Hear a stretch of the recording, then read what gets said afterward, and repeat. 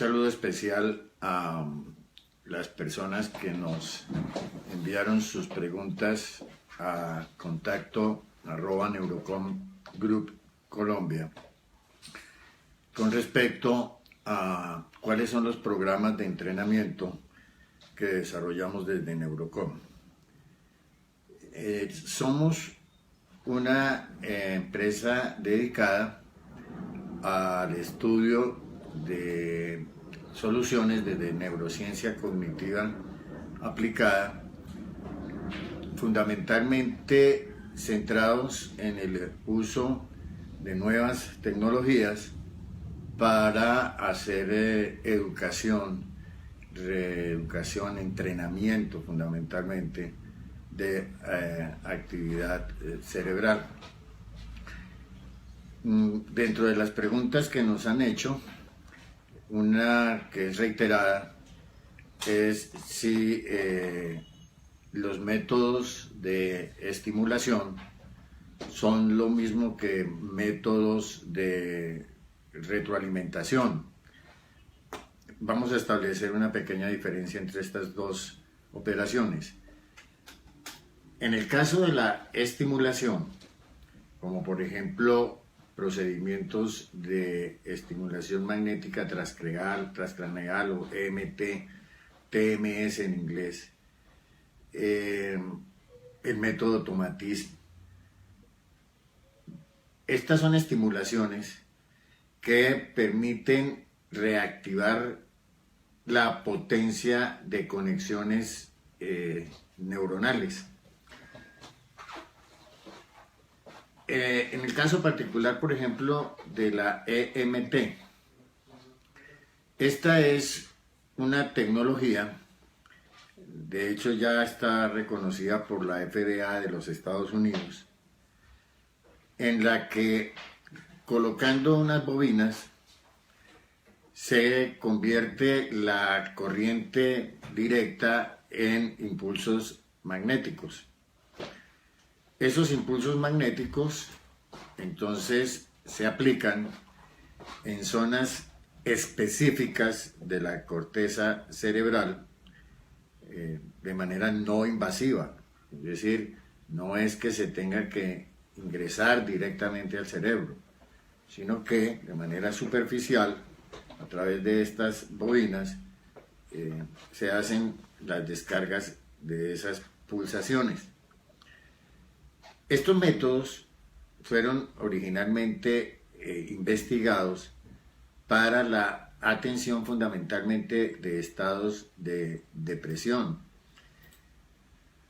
y algunas alteraciones de orden motor para casos de personas que habían sufrido accidentes cerebrovasculares.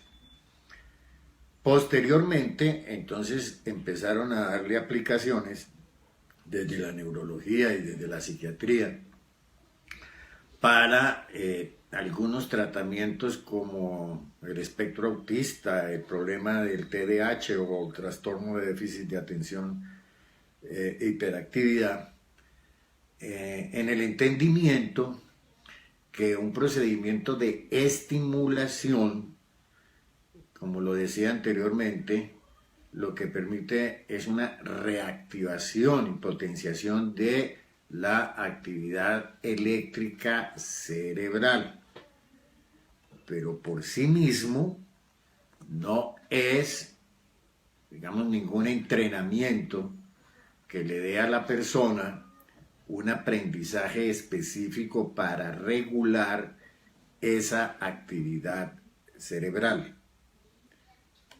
Lo mismo pasa, por ejemplo, con el caso del método Tomatis.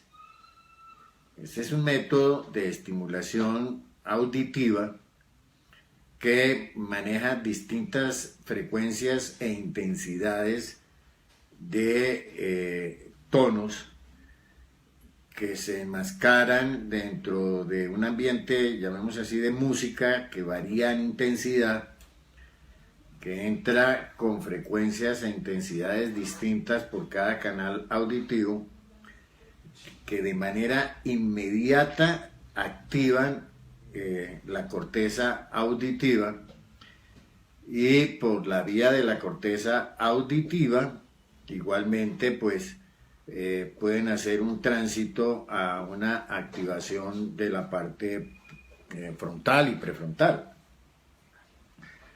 Tomatis es un método suficientemente probado para facilitar, por ejemplo, desarrollo del lenguaje, en tanto facilita en primer lugar procesos de audición, de discriminación auditiva. En muchas ocasiones el problema de la comunicación, el problema del lenguaje, es fundamentalmente un problema de discriminación auditiva. Se ha visto que en la medida que se estimula, se es más fácil poner en práctica otro tipo de intervenciones, como por ejemplo las de fonoaudiología y de psicología. Para una fonoaudióloga es mucho más fácil hacer entrenamiento específico de comunicación y de articulación y demás fenómenos que ellos intervienen, después de que se ha hecho una estimulación psiconeuroauditiva como lo es, por ejemplo, Tomatis. Lo mismo pasa en el caso, por ejemplo, de las personas que reciben estimulación magnética transcraneal. No es que la sola estimulación magnética transcraneal vaya a instalar conductas que la persona no ha aprendido previamente. No. Si la persona empieza a emitir conductas después de que ha sido sometido a un proceso de estimulación sistemática, es porque de alguna manera esas conductas tuvieron que haber sido aprendidas previamente. Es decir, en síntesis, por ejemplo, estimulación magnética transcraneal, pues no va a enseñar ninguna conducta específica, pero sí facilita su aprendizaje. Tomatis lo mismo. Tomatis no va a enseñar a hablar por sí mismo, pero sí facilita la conducción de estimulación eléctrica hacia la corteza auditiva y las áreas del lenguaje, para que entonces los entrenamientos específicos de estas funciones tengan una mayor probabilidad de éxito. En comparación con métodos exclusivamente de estimulación, por ejemplo, hay unos que se conocen como simples métodos de pulsación magnética que se han venido utilizando para tratamientos de cefaleas. Hay unos dispositivos específicos que hacen unas pulsaciones aquí a nivel frontal de unas descargas mínimas y eso está dirigido fundamentalmente a aliviar el tema de las cefaleas o los dolores de cabeza. Y evidentemente ese tipo de estimulación incrementa el umbral de tolerancia del dolor, facilita la irrigación sanguínea y pues alivia esa sintomatología del dolor. Pero no puede afirmarse que ese tipo de estimulación vaya a remover la causa última de esa cefalea. La persona tiene que entrar a hacer una revisión de muchas de sus pautas de alimentación, de ejercicio, de interacción social, porque de pronto ese dolor de cabeza reiterado está ocasionado en un manejo inadecuado de una respuesta de estrés, una respuesta de ansiedad. Entonces, una cosa es que un analgésico cualquiera, químico, puede quitarle provisionalmente un dolor de cabeza, pero no quiere decir que ese analgésico en ese momento esté removiendo la causa del dolor. No, igual pasa con estos procedimientos de estimulación. Lo que ocurre es que facilitan las condiciones del funcionamiento eléctrico del cerebro para que se puedan desarrollar otros procesos paralelos de entrenamiento y aprendizaje de lo que la persona necesita para un desempeño más funcional. A diferencia de estos procedimientos de sola estimulación, hay un procedimiento derivado de una, digamos, ciencia más antigua, que es biofeedback o retroalimentación biológica. A través de procedimientos de retroalimentación, lo que se encontró es que el cerebro es capaz de aprender a regular su propia actividad eléctrica, siempre que se disponga de un sistema que amplifique esa actividad eléctrica y le permita a la persona reconocer la actividad que en este momento está teniendo y a partir del logro de ciertas tareas que se ejecutan con base en la actividad eléctrica cerebral, la persona va aprendiendo a que esa es la actividad que se requiere para poder tener el éxito en una determinada tarea. Esto está basado en principios de aprendizaje, fundamentalmente en principios de condicionamiento operante, que establece que toda respuesta que sea retroalimentada, técnicamente se le conoce como refuerzo, toda respuesta que tenga un sistema de retroalimentación o refuerzo, si ese refuerzo tiene valencia positiva, llamémoslo así, lo más probable es que vaya a incrementar en frecuencia, en duración o en intensidad la respuesta que conduce a esa consecuencia. El principio es exactamente igual. Lo único es que no se está hablando de una respuesta motora, una conducta abierta, visible, sino se está hablando de una conducta interna, biológica, que es el funcionamiento o comportamiento del cerebro. Entonces, sí hay suficiente experimentación de laboratorio básico, con animales de toda clase, controlados, en donde se demuestra que la actividad eléctrica es susceptible de modificación a través de sistemas de aprendizaje y que la persona puede desarrollar la capacidad para su autorregulación. Este último es distinto porque no se trata de estar suministrando estimulación externa desde el punto de vista, por ejemplo, magnético o auditivo o lumínico, fótico, sino se trata es de captar la actividad, amplificarla para que la persona la pueda observar y a partir de esa observación y retroalimentación de su actividad, programarle una tarea que tiene que cumplir siempre y cuando su actividad eléctrica cumpla determinadas condiciones. Esto no es estrictamente un sistema de estimulación, sino de retroalimentación. Los sistemas de estimulación se han visto que funcionan de manera muy efectiva y hasta muy rápida. Por ejemplo, en la remoción o alivio de síntomas de depresión, de ansiedad. Y eso tiene una explicación muy sencilla, pues si empiezan a liberar esos tipos de pulsaciones electromagnéticas, empiezan de una parte a facilitar, digamos, la perfusión sanguínea. De otra parte, nos permiten empezar a liberar ciertos neurotransmisores y ciertas, digamos, sustancias químicas que son indispensables para el estado de ánimo, como nivelar serotonina, en ocasiones reducir excesos de dopamina o reducir algunos otros sustancias como el cortisol, que se puede lograr que se reduzca, la adrenalina, todo esto. Pues lógicamente que en el momento en que se está produciendo esa estimulación, pues todos los síntomas asociados a estos desbalances pueden ser removidos.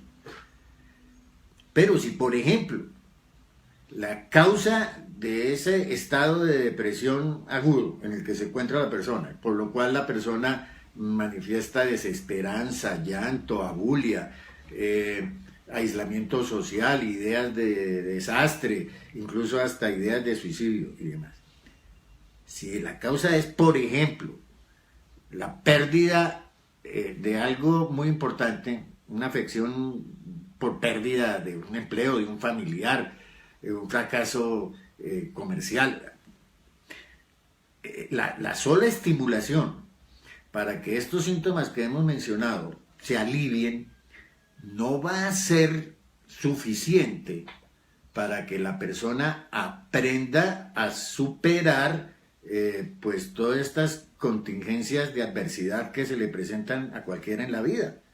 Es decir, la estimulación, la que sea, no necesariamente va a entrenar a la persona en su capacidad de resiliencia o de afrontamiento y sobreponerse a los eventos estresores y frustrantes de la vida. Pero sí le facilita la condición biológica para que pueda entrar el terapeuta indicado a hacer el entrenamiento que le permita a la persona posteriormente enfrentar situaciones de esta clase de una manera más adaptativa. Ahora bien, yo podría mantenerme en un estado regular de bienestar simplemente a base de estimulación. Eso lo puedo hacer. Pero en realidad ahí yo no estaría desarrollando ningún repertorio de autorregulación, ni ninguna capacidad de aprender solo. Alguien tiene que enseñarme. Entonces, los procedimientos de estimulación se ve que son muy útiles en cuanto a facilitación para la implementación de las tecnologías y procedimientos complementarios de, por ejemplo, retroalimentación y entrenamiento y psicoterapia. Hasta el momento no se ha dicho, por lo menos no conozco, la publicación científica que diga que utilizar estimulación y utilizar retroalimentación sean procedimientos antagónicos contraproducentes. Eso no se ha visto. Alguien preguntaba que si se podían utilizar dos sistemas de estimulación simultáneamente. No, empecemos desde el aspecto meramente físico. No, es imposible que al tiempo, por ejemplo, alguien pueda estar con unos audífonos de estimulación psiconeuroauditiva tipo Tomatiz y de una vez esté, por ejemplo, con una bobina de estimulación TMS o MT. No, eso es imposible, no se puede hacer simultáneamente. Adicionalmente, se tendría un muy grave problema, un serio inconveniente, y es que, por ejemplo, la aplicación de MT requiere de una precisión muy grande, porque ese impulso magnético puede llegar milímetros más atrás, más arriba, más adelante, y estar ya produciendo activación neuronal en un área funcional que no es la que se quiere intervenir. Entonces es imposible hacer estas estimulaciones simultáneamente. Lo que no niega es que, por ejemplo, la persona tenga un primer set de estimulación y a continuación tenga un entrenamiento de retroalimentación o entrar a un entrenamiento cognitivo. Es lo mismo que si alguien dijera que si es contraproducente vincular ejercicios de respiración y relajación con entrenamiento en neurofeedback. Todo lo contrario. Si primero le enseñamos a una persona a desarrollar cierta habilidad de autorregulación respiratoria para que baje sus niveles de ansiedad, para que controle ciertos pensamientos intrusivos y demás, cuando la persona entre a un nivel, a un estadio de entrenamiento con retroalimentación, le va a quedar mucho más fácil aprender ese proceso de autorregulación. Entonces, generalmente primero se acude a una fase de estimulación, pero para facilitar la segunda parte, que es la parte de entrenamiento como tal. Hasta el momento no se ha definido exactamente cuál es el protocolo ideal. Hay personas, los reportes, por ejemplo, mire, si ustedes consultan por YouTube al profesor Pascual Leone, que es un investigador neurofisiólogo de la Escuela de Medicina de Harvard, él perfectamente reporta que uno puede remover síntomas de depresión en 5 sesiones de estimulación de 30 minutos. Pero nunca él ha afirmado que se pueda tratar la depresión en 150 minutos. Eso nunca se ha dicho. ¿Por qué? Porque sería también muy atrevido pensar que simplemente a punta de estimulación eléctrica pues se vayan a cambiar toda una historia de vida o se vaya a cambiar eventualmente un problema estructural que tenga la persona en el cerebro. Por ejemplo, los trabajos que se han hecho con estimulación magnética transcraneal y Parkinson son muy dicientes. Claro, en este caso la estimulación no es magnética, es estimulación electromagnética.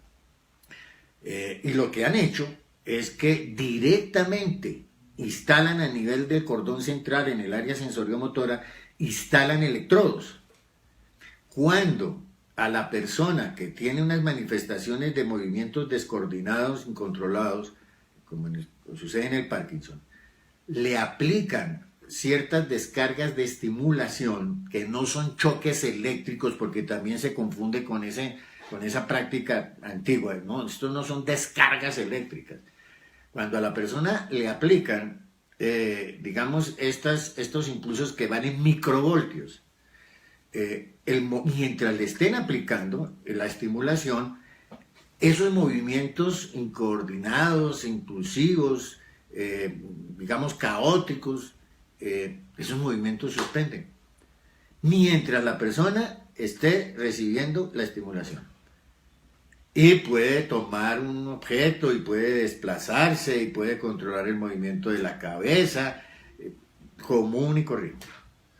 Pero inmediatamente se suspende la estimulación, nuevamente reaparecen los movimientos descoordinados típicos del Parkinson. Entonces, de ninguna manera, por ejemplo, podríamos estar afirmando que a través de este tipo de estimulación profunda, como se llama, estimulación eléctrica profunda, estamos curando Parkinson. Lo máximo que se ha llegado es a instalarle a la persona un dispositivo como el estilo marcapasos. O sea, es un dispositivo que la persona activa y está conectada por, digamos, unos cables, hablemoslo así coloquialmente, a la zona del implante del electrodo.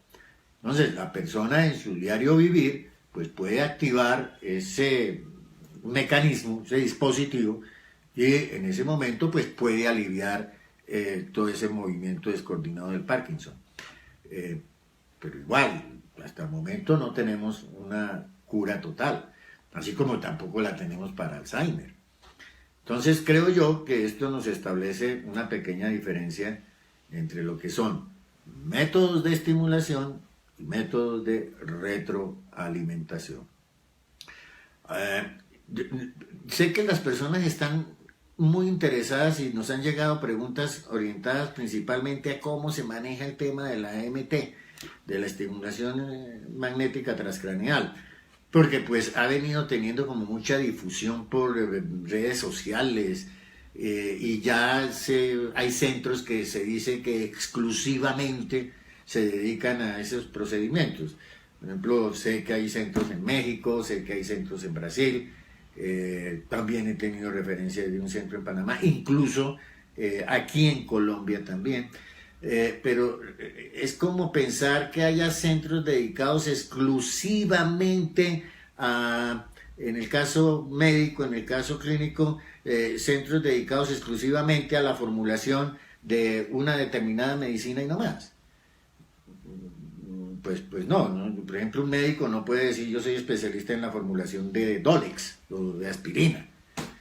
Entonces, decir que yo soy exclusivamente dedicado a MT, pues sí, pues ese es un procedimiento, es una tecnología, pero no quiere decir que esa dedicación me permita, aislado de cualquier otro procedimiento, garantizar que las personas van a tener una recuperación funcional total. Insisto, son facilitadores. A raíz de entonces, quizás de toda esta divulgación que ha venido teniendo este método y el uso de esta tecnología, nos han llegado muchas preguntas. Por ejemplo, me preguntan que cuál es mejor, que si MT con navegador o sin navegador. Mire, el tema del navegador es simplemente un asunto de precisión acerca de poder observar en tiempo real, ¿no?, imágenes del cerebro que permiten detectar la pulsación exactamente en qué área está actuando. Es eso, o sea, navegar en 3D y poder observar a dónde tengo que ir rotando la colocación, por ejemplo, de la bobina. Incluso estos procedimientos de navegación que son indispensables para el uso de la tecnología más antigua, que es la de las bobinas grandes. Si ustedes pueden entrar por internet, por YouTube y buscan, ¿no?, estimulación magnética transcraneal, y lo primero que les va a salir son de los dispositivos que desarrollaron inicialmente en Gran Bretaña, en Europa, y les salen son esas bobinas gigantes. Esas ya incluso han entrado en desuso por distintos problemas asociados. Por ejemplo, el calentamiento. Resulta que esa bobina se calienta muchísimo. Entonces, pues claro, porque es que está haciendo transformación de corriente eléctrica en impulso magnético, en campo magnético. Entonces, eso genera calor. Y eso hace que, pues, tienen que ser sesiones muy cortas y tienen que dejar que el equipo, digamos, se refrigere y demás. Como es tan grueso, saber exactamente, eso es en sus principios, saber exactamente a dónde estaba entrando la pulsación magnética era muy difícil. Entonces, los avances que llaman con sistema de navegación es un mecanismo mediante el cual se puede observar dónde es que se está actuando en tiempo real. Esta bobina grandota que ustedes pueden ver en YouTube, por ejemplo, genera ruido. Y dentro de los efectos posibles que las personas reportan es una incomodidad auditiva porque, pues, permítanme decirlo coloquialmente, el zumbido de la bobina, pues de todas maneras puede eventualmente causarle a algunas personas malestar auditivo. Que no es que le vaya a dañar el oído, pues hasta el momento no se ha visto que por efecto de la EMT y la aplicación de estas bobinas las personas van a desarrollar, por ejemplo, tinnitus, esos pitos, o vayan a desarrollar hipoacusia. Eso no se ha visto, pero sí algunas personas reportan incomodidad por ese efecto. Otros, por ejemplo, también reportan dolores de cabeza después de recibir esas pulsaciones magnéticas. Entonces, hoy día el tema del navegador ya ha sido suficientemente, digamos, desarrollado, avanzado, y ya, por ejemplo, los nuevos dispositivos que vienen integrados de EMT con biofeedback o neurofeedback, porque ya vienen incorporados, esos nuevos dispositivos, ya las bobinas grandes, esos ya no las tienen. Ya lo que tienen son unos dispositivos muy pequeños, como de forma, digamos, romboide, algo así semejante, que se instalan sobre un casco, llamémoslo así, y pueden instalarse o bien en 2 sitios o bien en 4 sitios. Esas, por ejemplo, ya no tienen el problema del calentamiento, ya no tienen el problema de tanto ruido, y más aún, son de menor intensidad. El microtesla con el que funcionan estos nuevos es de menor intensidad que la clásica, la antigua bobina grande. Entonces, permite que el impulso sea un impulso más, digamos, más bajito, entendámoslo así, de menor intensidad, y con menor probabilidad de impactar áreas que no sean las que se están buscando. Y fuera de eso, de una vez, usted puede ir haciendo el monitoreo en tiempo real a través de una pantalla en donde usted está viendo exactamente qué es lo que está activando con esa estimulación. Entonces, hay múltiples desarrollos en estas tecnologías, pero digamos que el tema de que si tiene o no tiene navegador vaya a impactar en el éxito de la terapia, pues no es tan así. Lo que sí es definitivo es saber en dónde se está actuando, porque no es lo mismo poner una bobina, hacer unas descargas de pulsaciones magnéticas en el cerebro sin saber exactamente dónde es que está actuando, a poder precisar, ¿no?, dentro de la topografía exactamente dónde es que se está disparando el impulso. ¿Quiénes lo hacen? Pues lo hacen los neurólogos, lo hacen los psicólogos, lo hacen los psiquiatras, fundamentalmente personas que tengan una formación básica en el tema de, digamos, de la biología y del funcionamiento del cerebro. En esto sí es bueno hacer advertencia. Hoy día la gente cree que con el tema de certificado porque le vendieron una tecnología y se la enseñaron a manejar, usted está profesionalmente habilitado para ponerla en práctica. Eso es un grave riesgo. Es como si yo, a punta de viajar muchos años en avión, voy y tomo un curso de pilotaje y me dicen certificado en pilotaje. Pues certificado en pilotaje no me está diciendo que yo sea capaz de mover un jumbo. No, yo necesito tener un entrenamiento y tener una capacitación de base. Entonces, no cualquiera simplemente por ser certificado en cirugía de la nariz puede ser cirujano estético. No. Entonces, pues en esto sí hay que llamar especial atención, porque nuestro medio se ha impuesto, digo en el medio colombiano, se ha impuesto, no, y en general latinoamericano, se ha impuesto la idea de que las personas que no estudian las carreras simplemente hacen unos cursos, así sean cursos de 60, de 70, 80 horas, y sacan un papel y entonces todo el mundo es certificado en. No, eso no es suficiente. Usted necesita tener una formación científica de base para poder utilizar este tipo de procedimientos y de tecnologías. Insisto, por ejemplo, en el caso del neurofeedback, sí, claro que hay que aprender a manejar los protocolos de retroalimentación, pero se necesita que usted tenga una claridad, una formación acerca de cuándo retroalimentar y qué retroalimentar, porque usted puede causar un efecto contraproducente. Si usted empieza a retroalimentar la frecuencia de respuesta inadecuada en el sitio inadecuado, lo que va a producir es un efecto pues adverso. Por ejemplo, si a una persona que muestra respuestas de ansiedad, generalmente lo que se ha visto a través de técnicas de mapeo cerebral es que la respuesta de ansiedad está asociada a un incremento de frecuencias de onda rápida hacia el lado derecho.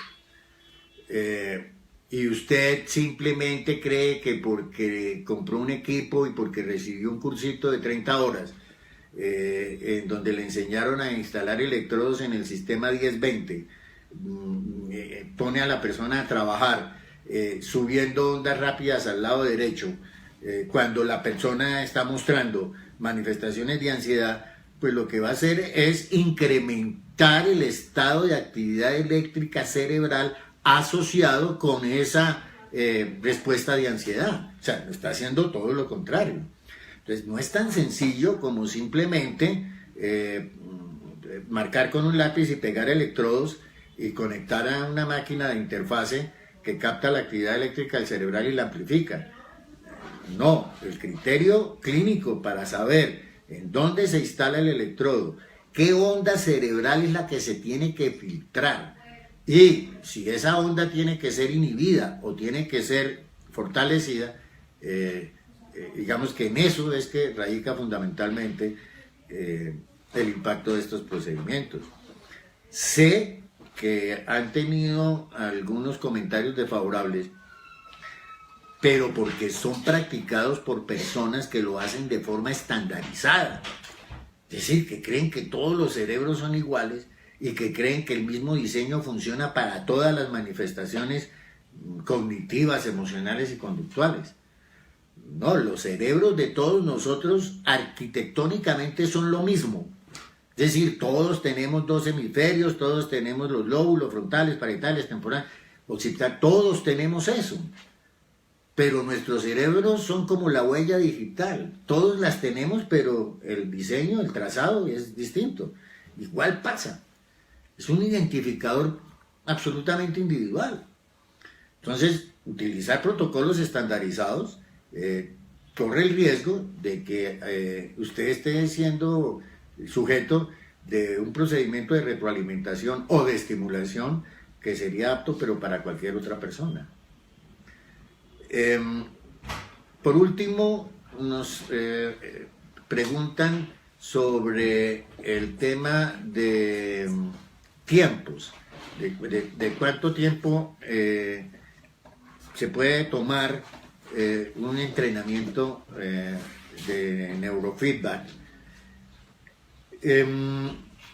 Es relativo, pero normalmente un entrenamiento en neurofeedback, según la experiencia que hemos tenido nosotros con estas tecnologías y la literatura científica, los reportes, eso no se logra en menos de 40 sesiones preferiblemente sesiones sistemáticas, no sesiones aisladas, ocasionales. En esto también tenemos que ser sinceros. Hay ofertas donde le dicen a la persona que vaya una vez a la semana a hacer neurofeedback. Quizás lo único que van a hacer es jugar un rato con unas pantallas, pero eso no le va a producir ningún cambio de aprendizaje perdurable. En eso tenemos que ser absolutamente claros. Incluso en Estados Unidos, los seguros que cubren métodos de neurofeedback para el tratamiento del TDAH les autorizan, bueno, entonces que vayan a una sesión o 2 sesiones a la semana. Eso así no funciona, porque es un procedimiento de entrenamiento, de reeducación. Eso es como si usted quisiera aprender a leer y a escribir yendo una vez a la semana a la escuela. Sí, y sin oportunidad de seguir ejercitándolo por fuera de la escuela. Si solamente a usted le enseñaran, ¿no?, lo que es la lectura y la escritura una vez a la semana, 30 minutos en la escuela, pero no tuviera posibilidad de hacerlo en su casa, ¿cuánto tiempo cree usted que se demoraría en aprender a leer y escribir? Entonces lo mismo pasa con estos procedimientos de neuroretroalimentación. En otros casos, porque la gente lo aplica de manera inapropiada, al amparo de los famosos certificaciones. Me preguntan, bueno, ¿y qué evidencia científica tienen estos procedimientos? La suficiente. ¿Sí? El caso, por ejemplo, de neurofeedback. Mire, neurofeedback tiene una organización internacional que es la ISNR. O sea, esas son las letras en inglés de International Society of Neurofeedback Research. Esa es una organización mundial en donde anualmente desarrolla un congreso internacional y allí van todas las ponencias de los desarrollos científicos que se han hecho y las publicaciones en revistas indexadas, es decir, revistas arbitradas por académicos que dan cuenta de que el artículo no es una mentira. Claro, no podemos decir que en todos los casos todo lo que se publica en revistas indexadas es absolutamente fidedigno. Ya se han descubierto casos en donde a veces aparecen publicaciones que no son ciertas. Pero no estoy diciendo que ese sea el caso de las publicaciones en neurofeedback. No. Incluso neurofeedback es un área de un conjunto de procedimientos y de temas de estudio que se llama biofeedback. Biofeedback es un área que está incluida dentro de las áreas del ejercicio de la psicología en la APA, que es la American Psychological Association de los Estados Unidos. O sea, es algo que está reconocido como práctica dentro de la psicología, que lo pueden hacer también los neurólogos, que lo pueden hacer también los psiquiatras. Entonces, son procedimientos que antes de ponerse en práctica tienen que haber demostrado su impacto y su efectividad. Equipo que sea certificado por la FDA de los Estados Unidos es equipo que tiene que haber pasado todas las pruebas de confiabilidad y validez, de sensibilidad y de especificidad. Si la FDA no va a certificar el uso de un dispositivo sin que le hayan satisfecho suficientemente sus requisitos y criterios de calidad y de que hace lo que dice que hace. Entonces, lo que sí hay que cuidar en el caso de cualquier persona que va a utilizar estas tecnologías es si son equipos que tienen o no tienen certificados de calidad. El equipo, porque ya cuando el equipo ha pasado esa criba, pues ya el otro tema es si el que lo usa tiene o no tiene la profesión que lo habilite para ponerla en práctica. Lo mismo pasa con el tema, por ejemplo, de la TMS, o MT, perdón. Como les digo, desde que ahorita ya se estén haciendo aplicaciones nutridas en las investigaciones, por ejemplo, de este señor Leone, y si Harvard, la Escuela de Medicina, tiene un laboratorio dedicado a esto, y si ya ellos tienen suficientes avances y publicaciones, no es porque se esté hablando simplemente de procedimientos alternativos que a veces se practican simplemente de moda y de manera intuitiva. No, son procedimientos que tienen que haber cumplido con ciertos estándares de calidad. Lo que pasa es que lamentablemente procedimientos como neurofeedback, como biofeedback, incluso como MT, como la otra que les mencionaba de la pulsación magnética simple, se han popularizado como procedimientos alternativos, y entonces a ponerle la palabra alternativo los asocian a otros procedimientos empíricos que no tienen mayor validez científica. Entonces empiezan a hablar que no, que alternativo es, por ejemplo, los métodos de entrenamiento con la luz, que alternativo es hasta consejería con Los Ángeles, no California, sino Los Ángeles, los espectros pues celestiales. Entonces, claro, si los van a asociar con ese tipo de procedimientos, pues tienen que entrar en el desprestigio. Entonces, lo que hay que ver es que si realmente están publicados o no en revistas indexadas, no en programas de radio, ni de televisión, ni de YouTube como este incluso. O sea, esto que yo estoy diciendo en realidad es simplemente una labor de difusión, pero esto no puede constituirse, por ejemplo, en una publicación científica, no. Tiene que ser en una revista indexada, y eso es lo que estos procedimientos han cumplido.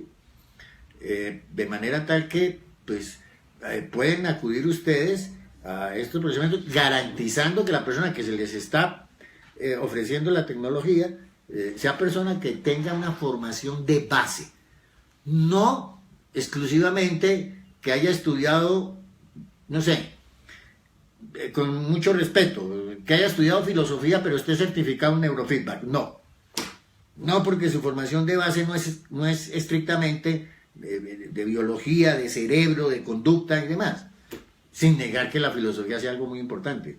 Pero yo, por ejemplo, no le pondría a mi cabeza para que me haga neurofeedback un filósofo certificado en neurofeedback. Bueno, les agradezco la gentileza, su atención, y estaremos pendientes de nuevas consultas para hacer sistemáticamente emisiones de este estilo. Muchas gracias.